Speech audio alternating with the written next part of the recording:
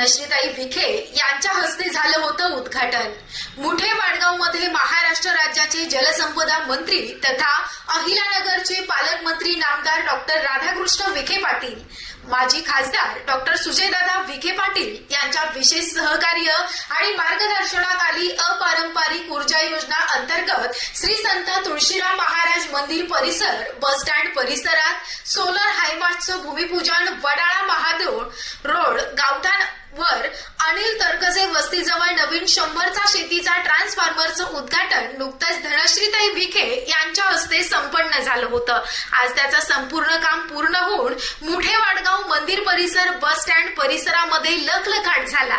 अनेक दिवसांपासून नागरिकांची मागणी होती की सोलर हायमास्ट गावात बसविण्यात यावा, कारण की लाईट नसल्यावर गावामध्ये अंधार व्हायचा। त्या अंधाराचा फायदा घेऊन गावात अनेक ठिकाणी लहान मोठ्या चोऱ्यांचं प्रमाण वाढलं होतं। गावामध्ये सीसीटीव्ही कॅमेरे बसवले असले तरी रात्री लाईट गेल्यानंतर अंधार असल्यानं कॅमेरामध्ये चोरटे स्पष्टपणे दिसत नव्हते, त्यामुळं अनेक अडचणी निर्माण झाल्या होत्या। परंतु आता सोलर लाईटमुळे चोरांना आळा बसेल आणि जरी रात्री लाईट गेली तरी देखील आता गावामध्ये लाईट राहणार आहे। माळ्यावरती गावठाण येथे अनेक घरामध्ये गेली 10-12 वर्षापासून घरातील लाईट डिम आणि अंधक लागत होती, त्यामुळे फॅन, कूलर, फ्रीज लाईट चालत नव्हती, ज्यामुळे येथील नागरिकांनी अनेकांकडे मागणी केली, परंतु त्यांना ट्रान्सफॉर्मर मिळाला नाही।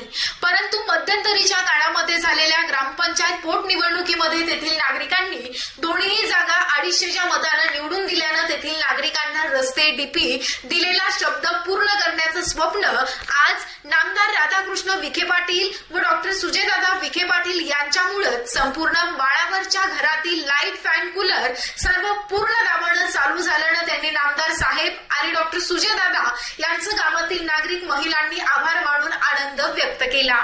या प्रसंगी हबप रामभाऊ मुठे, पुजारी किसन महाराज लोखंडे यांच्या हस्ते पूजा श्रीफळ फोडून उद्घाटन करण्यात आलं। यावेळी मोठ्या संख्येनं महिला आणि नागरिक उपस्थित होते।